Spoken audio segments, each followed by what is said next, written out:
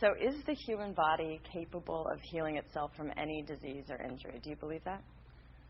The human body is naturally in a state of what is called self-regulation, which in biological terms is called homeostasis.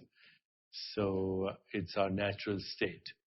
Now, having said that, there are 5% of what are called disease-related gene mutations, which are fully penetrant, which means at this moment we do not know how to stop their expression. 5%. In those 5%, there's a one-to-one relationship between the gene mutation. So mutation is an error. It's like a typo in the gene, which is the word that becomes the flesh, so to speak. Those 5%, we at the moment do not understand how self-regulation would work or healing would work. So a good example of that is the gene mutation that Angelina Jolie had for breast cancer. But most gene mutations aren't like that. That includes cancer, that includes autoimmune illnesses, degenerative disorders, and even propensity to inflammation, heart disease, infections. Most of those are influenced by basically how we experience life. And not only how we experience life, but how we interpret our experiences of life. You say in Super Genes that we're the user of both our brain and our genes? Yeah. So can you explain? So every experience we have, for example, this experience we're having right now of speaking to each other, looking out at this beautiful scenery outside, the ocean, this is a perceptual experience. But you could also be having a mental experience of thoughts, feelings, emotions, desires. Where is this experience happening? Well, the easiest answer is it's happening in consciousness. It's happening in awareness.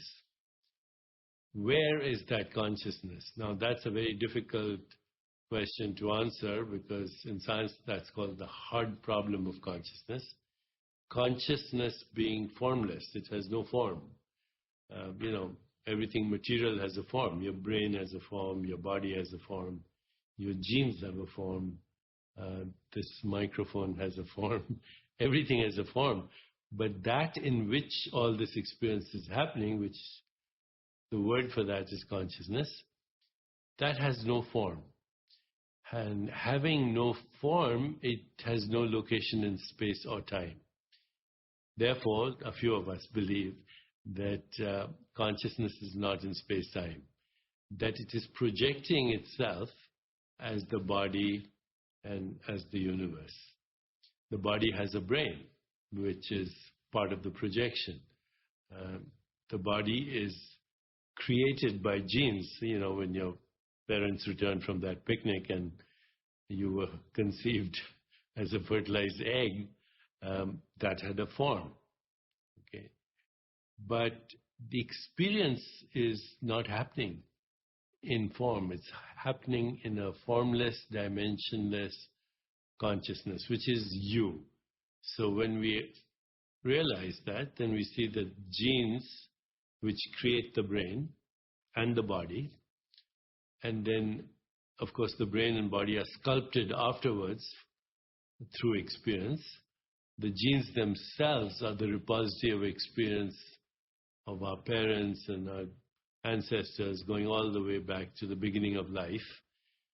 So all this is an activity in consciousness.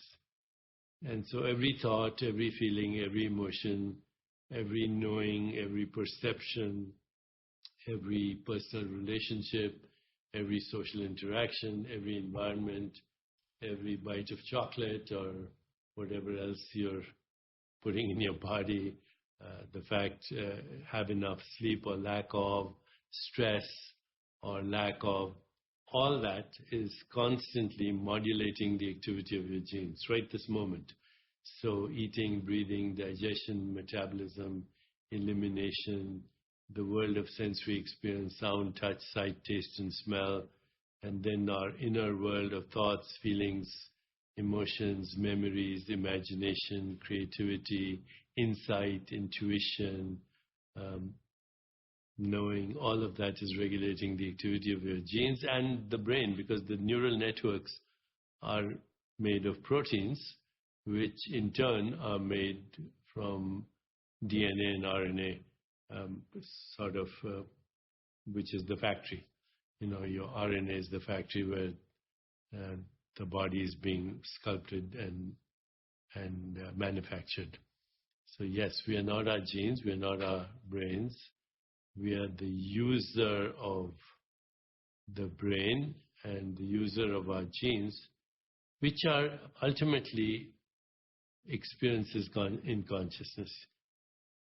They are symbols. The brain, the body, even the mind are symbols of ways of knowing, feeling, thinking, sensing the world, five senses. It's all very wonderful the way it's happening. The whole universe is participating in the creation of everything that's happening, both inside your body, inside your mind, and in your experience of the world. You say it in Superbrain that life isn't good by itself. You must respond to it as good. So it's kind of how you perceive things. So if our past experiences and conditioning color the lens through which we see the world, how do we change that lens if we're sick or if we're not happy with our reality? Everybody has a conditioned mind, and that's what makes a person a person. So as soon as you're born, you're given a name, an identity, a culture, a religion, a nationality. It's essentially creating a fictional identity out of a field of infinite possibilities. So, when a baby is born, all it is experiencing is itself as everything it looks and hears and feels. And then, we come along and say, this is your name and that's a tree. And suddenly there's what we call a subject-object split, which is artificial. There's no me and the universe, because me is the activity of the universe.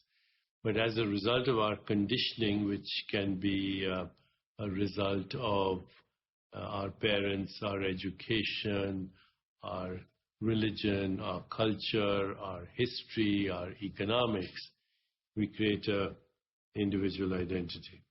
Now, some people have a relatively good conditioning. The parents say, oh, you're a gift of the universe, you're the divine incarnation in this body, you will achieve extraordinary things and do wonderful things. And so that kind of programming influences everything from thought to emotions to perception to biology. So if a child is receiving lots of attention, affection, appreciation, acceptance, love, joy, then that will create a biology that is self-regulating, homeostatic, and healthy. On the other hand, if the child is not given that acceptance, affection, appreciation, that creates a feeling of separation in the baby, or fear, that ultimately will express itself as maybe anger or hostility or resentment or grievances or guilt or shame or depression, then that creates separation. And so you have, as it's almost a cliche now, you have love on the one hand and fear on the other hand, but love is being connected to life, and fear is being disconnected. That fear, which is the basis of all the other emotions I mentioned, the dysfunctional ones, that creates a disruption in homeostasis or self-regulation, which then we say dis-ease, because it starts with discomfort, but then it becomes disease. And I think more and more evidence is showing that early conditioning, almost before we learn to speak, because babies respond to body language. They look at eye movements, tone of voice, facial expression, gestures, and they're kind of trying to figure it out. Is this person loving or friendly, not with words, but at the level of feeling? And so that starts to program their limbic brain, which is their emotional brain, And that limbic brain is connected to then the endocrine system, hypothalamus, pituitary, and everything else, immune system. So emotional trauma is the beginning of disease and goes back to very early childhood memories. Can we correct that? Yes, we can correct that. First of all, by becoming a witness to our own thoughts and feelings, emotions, perceptions, not trying to be positive, which is exasperating. Positive people are very exasperating because they're so artificial. But by learning how to witness your inner world, sensations, images, feelings, thoughts, then asking yourself, why do you hold the beliefs that you do? I'm not good enough, I'm not worthy enough, I'm not attractive enough, I'm not whatever. All these limiting beliefs, which are thoughts that were programmed into your consciousness before you learn to think for yourself. 99.9% people don't think for themselves. They're the recycling of other people's thoughts, their culture, their society. It's a kind of hypnosis of social conditioning. And so it programs you into very predictable outcomes of behavior, of thinking, and ultimately of biology. So I'd say 99% or more people are biological robots that were conditioned either for good things or not so good things, or suffering or joy or whatever. So I personally believe that the ideal situation would be not that you're conditioned for good things or bad things, but you're independent of them. So you can kind of go to a deeper part of yourself, which is a field of pure potentiality, infinite possibilities, infinite creativity, love, joy, compassion, peace, equanimity. And from there, you can make the choices that are most appropriate for you and your biological systems in the moment.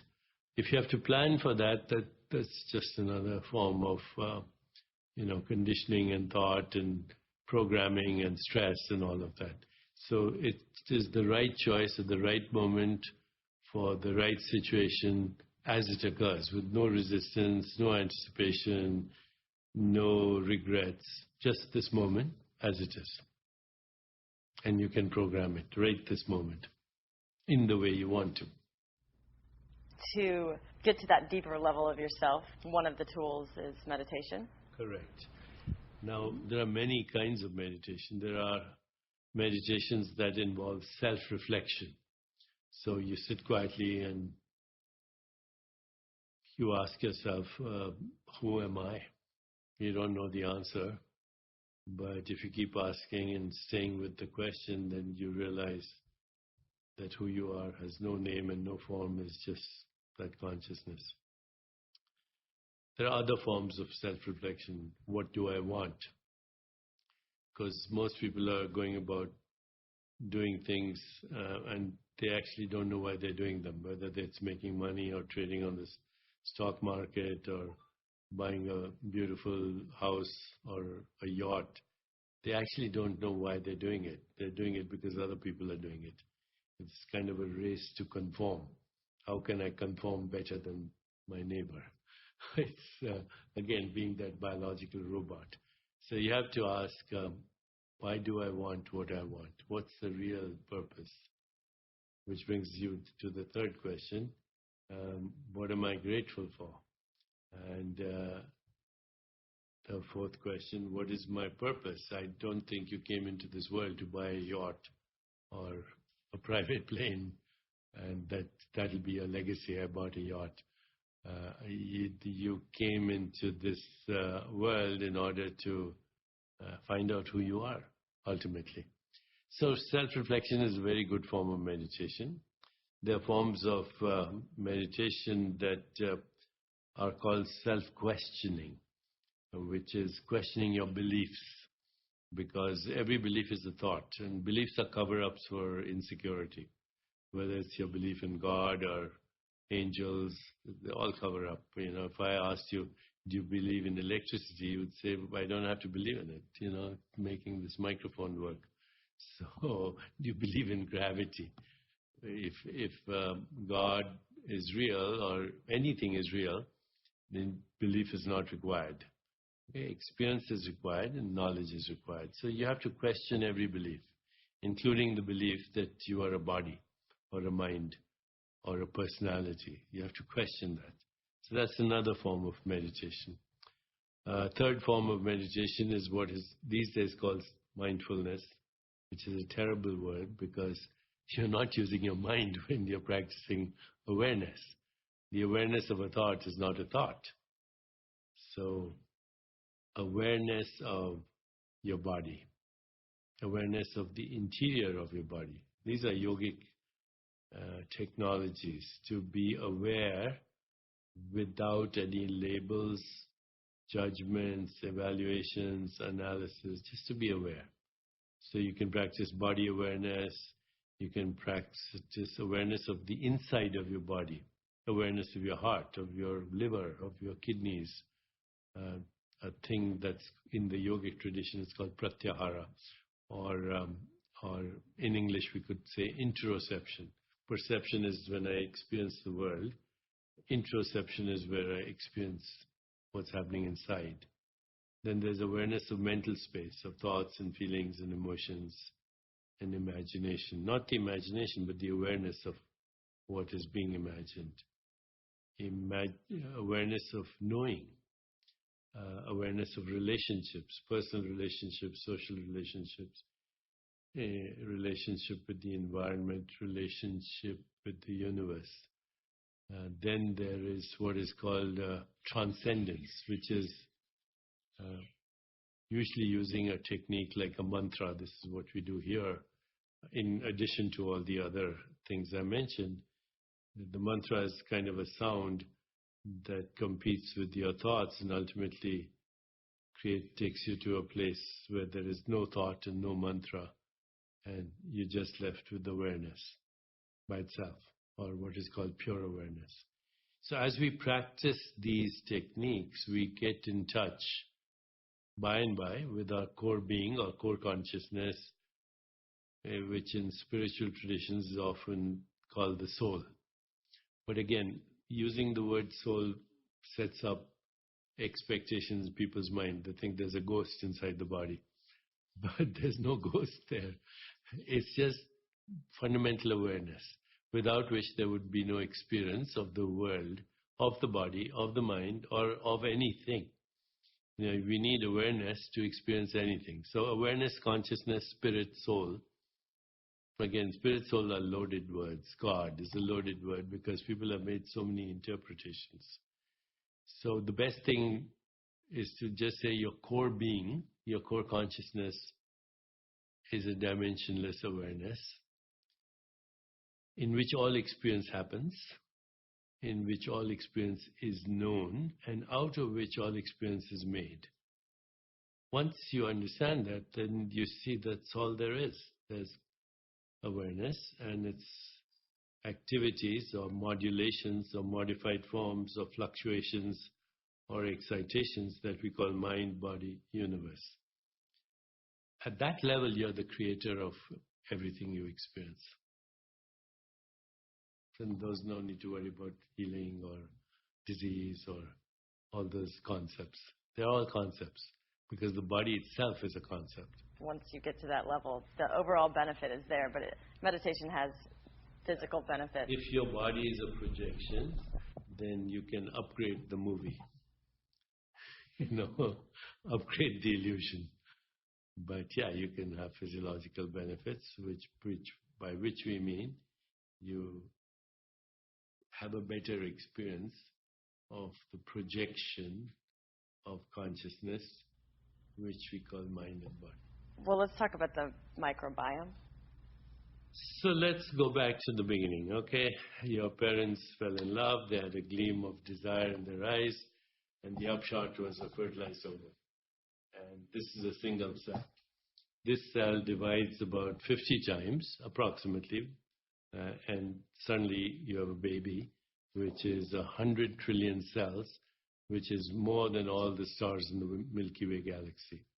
And they all came from that one cell becoming 2, becoming 4, etc. That process is called morphogenesis and differentiation. Morphogenesis means to give rise to form, and differentiation, how does one cell become all the cells, eyes, nose, fingernails, genitalia, hair follicles, liver, kidney, spleen, all one cell. So that one cell differentiated. It didn't separate, it differentiated. One became many, but they're all connected to the source. That came from 23,000 genes that you acquired, half from your mother and half from your father. What's a gene? Gene is a stretch of DNA. So people have heard this word DNA.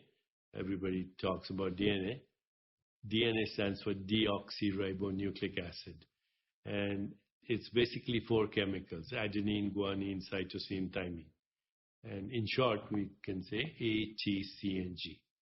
That's the alphabet of life. Okay, it doesn't matter if that life form is a banana or a mosquito or a hippopotamus or a crocodile or a human being. Only 4 letters. In English, we use, 26 letters, but life uses 4 letters.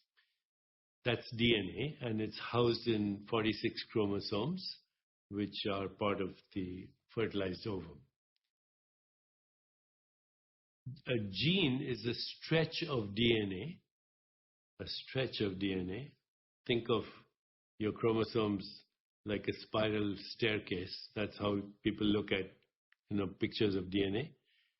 So there are rungs on the spiral staircase. These are the DNA molecules. But a stretch of that staircase that codes for a unit of heredity. Say you have a gene for blonde eyes, for blonde hair. You have a gene for blue eyes. Some people have a gene for the nose that Napoleon had. Things like that. So gene is a stretch of DNA. Your body, though, is not just this or that gene. Your body is a symphony or an orchestra or a story that's created out of these words. Literally, the word becoming the flesh, so to speak. Okay, so that's 23,000 genes that you got from your parents.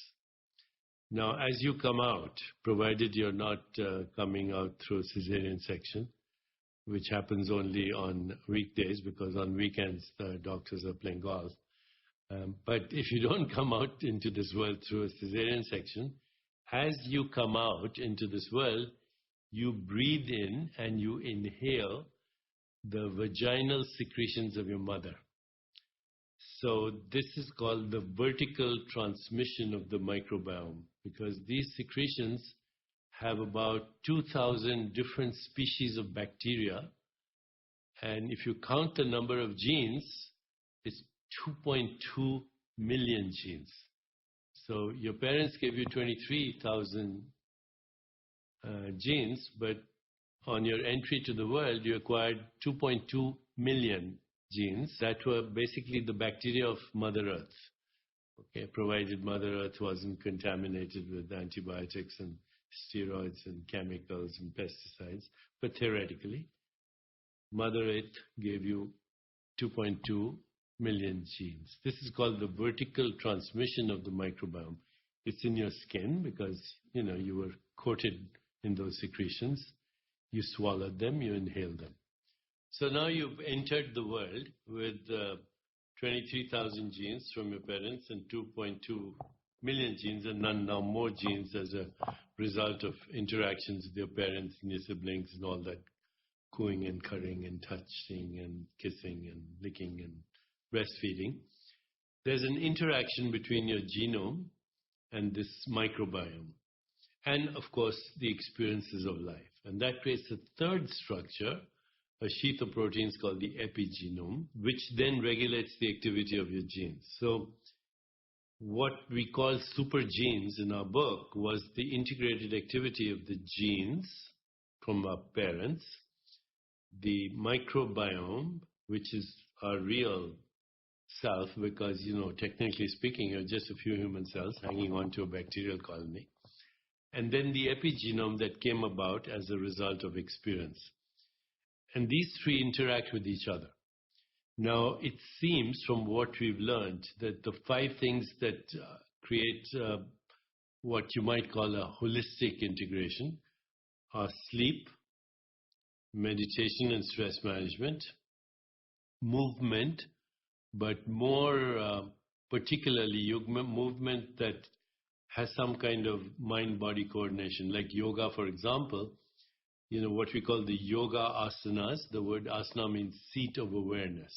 So each of the asanas stimulates different nerves that go to different organs of the body. A sun salutation, for example, stimulates the vagus nerve that goes from the brain to the vocal cords to influencing facial expressions, breathing, heart, and then all the organs in the body. And so that kind of mind-body coordination and vagal stimulation influences everything, the microbiome, bioregulation, heart rate variability, etc. So the third thing is movement, which influences self-regulation, the integration between the genome, the epigenome, the microbiome. The fourth thing is breathing. Now, most people don't breathe properly because they're not present. If you're present, then your breathing has a certain quality to it. But of course, in the yogic traditions, there are hundreds of breathing techniques, some that people learn in yoga studios when they're told ujjayi breathing or alternate nostril or bellows breath. These all have very profound effects on the visceral nerves that go to different parts of your body. So that's I said, first thing is sleep. Second thing is meditation, stress management. The third is yoga, breathing, and movement. The fourth is emotions. So the more your emotions connect you to life, what Eastern wisdom traditions call divine emotions, love, compassion, joy, equanimity, those cause self-regulation. And the others that I mentioned, guilt, shame, depression, anger, hostility, resentments, grievances, they disrupt that. And the final thing is food. So if your food is contaminated by antibiotics or steroids or hormones or pesticides, which are petroleum products, same thing that are used in the killing fields of Vietnam, Agent Orange. If your food is manufactured, refined, processed with all this junk, then that'll kill the microbiome, and the microbiome then sends messages through metabolites to your genome, says, hey, there's a war going on. And so your gene reacts as if there's a war going on, and the product of that is inflammation. And inflammation then messes up the epigenome, causing more inflammation. It's like, killing a few terrorists, but causing a lot of collateral damage. So the terrorists tell the healthy guys, these people are killing us, join me.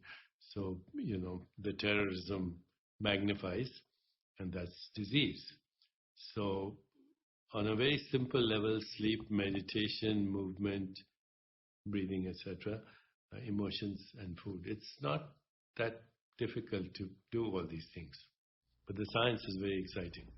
If we're in pain, if we're feeling physical pain and suffering with the disease, or in fear, locked in fear, how do we put our attention elsewhere? When there is physical pain, due to inflammation or injury or disease, that physical pain requires you to bring your awareness to the pain.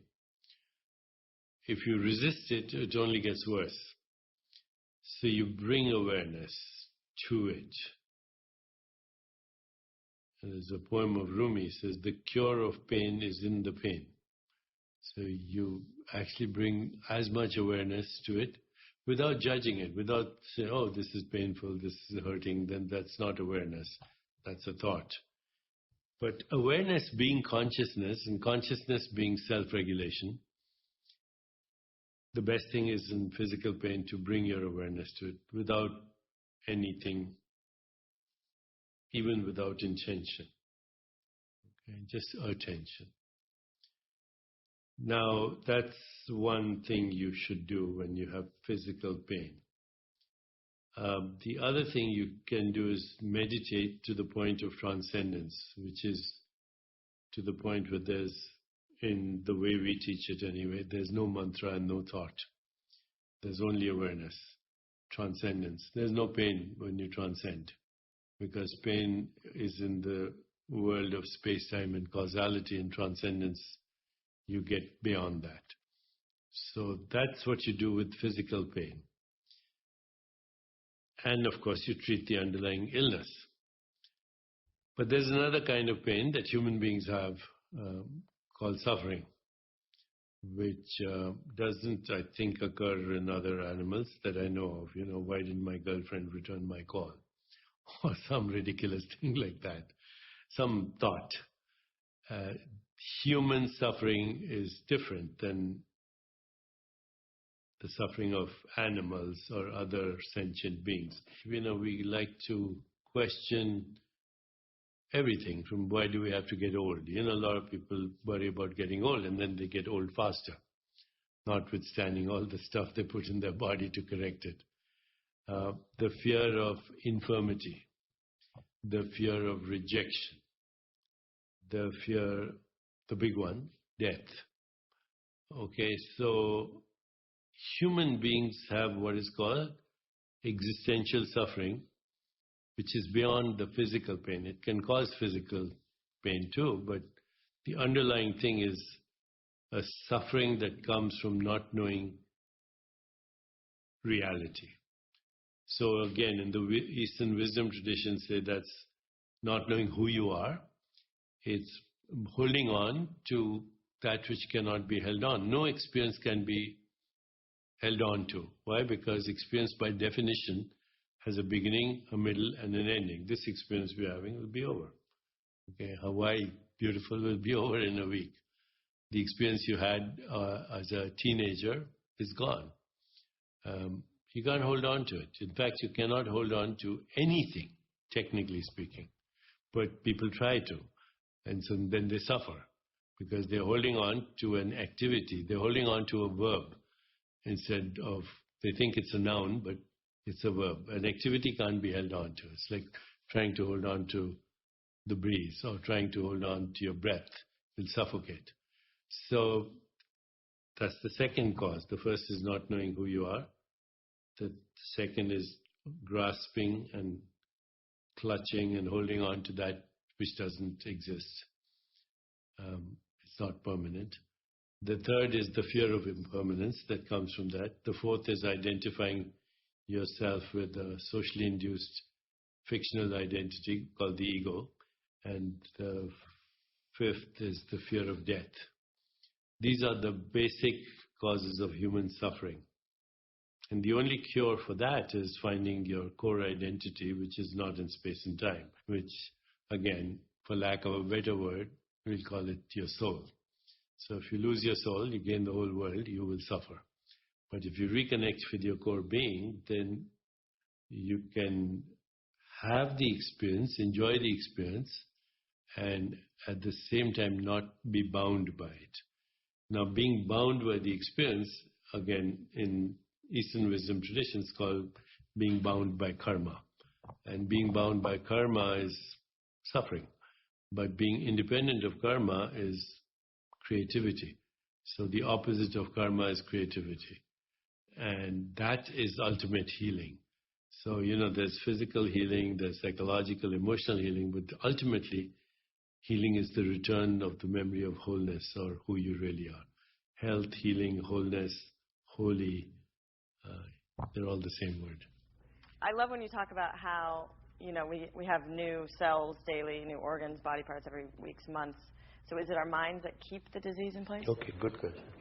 So if we remember that our body is an activity, in fact, there's only activity in the universe. Nothing stands still, except maybe in a museum. But even museums go away after a while, There were great museums that don't exist anymore.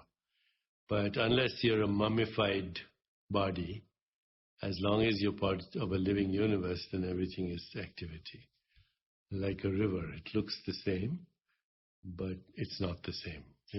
Heraclitus, the Greek philosopher, said, no man can step into the same river twice, because it's a new man and it's a new river. Like that. you cannot step into the same body twice, the real you, because in every moment, because you're eating, breathing, digesting, metabolizing, experience the world, breathing, inhaling, exhaling, thinking, your body is in activity, constantly going on. So you'd never have the same body that you had a little while ago. The last time I came to Hawaii, I brought the same suitcase, but not the same body. That was a different body. Recycled. My suitcase has a longer shelf life. So at that, depending on which level you want to look at, your body is going on and off, which means it's being born, and it's dying. Depending on what scale you want to look at it. At the scale of subatomic particles, it's bouncing on and off at the speed of light. So I look here, that's a different you. Okay. At the level of molecules and atoms, it's longer. So your stomach cells recycle every 5 days. You have new stomach cells every 5 days. You have a new skin once a month. The old one's dead, unless you have crocodile skin, in which case it takes longer to recycle. But, it's the rate of recycling that's different in different parts of the body. Your skeleton is new every 3 months. Even DNA, which holds memories of millions of years of evolutionary time, the actual raw material of the DNA, which is carbon, hydrogen, oxygen, which came from a star, some galaxy. That stuff recycles every 6 weeks. In about 1 year, you recycle 98% of your body. So you say, well, why does this look the same as last year's model? Well, first of all, it doesn't. If you look carefully, this one is a little older than last year's model, unless you're practicing transcendence, when this could even look younger than last year's model. What recycles, in fact, is memory, karma, or we might say conditioning, because that's what karma is. It's the conditioned mind. So it recycles.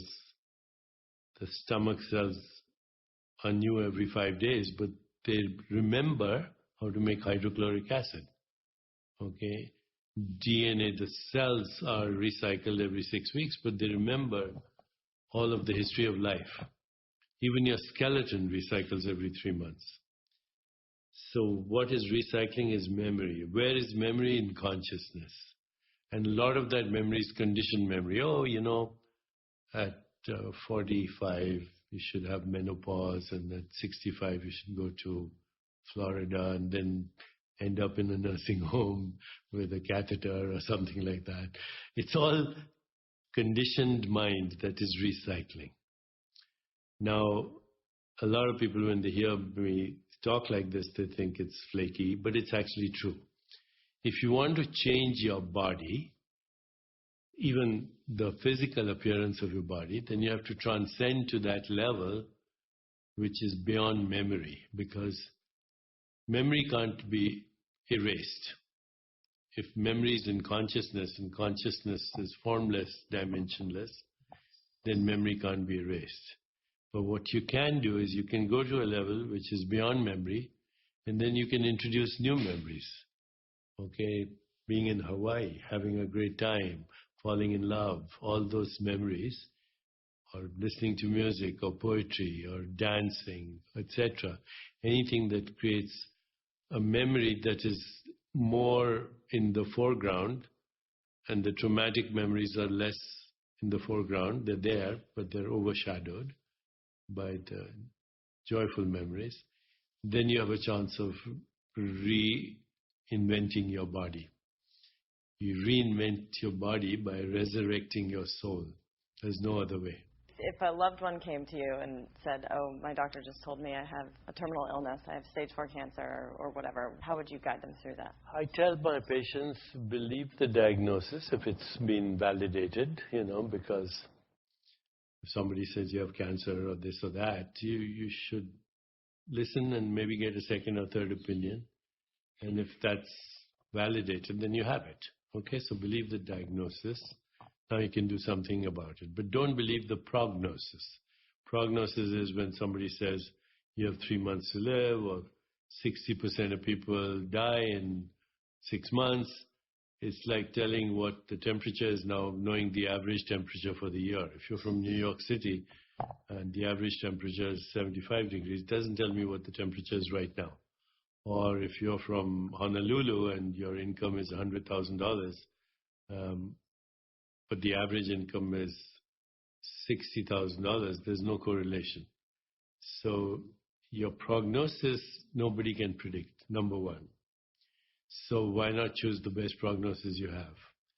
And secondly, recognize the fact that I mentioned earlier that only 5% of disease-related gene mutations are penetrant with our current state of knowledge, which means in 95% of the cases, you have something to do that could change the outcome of your disease. You are a participant.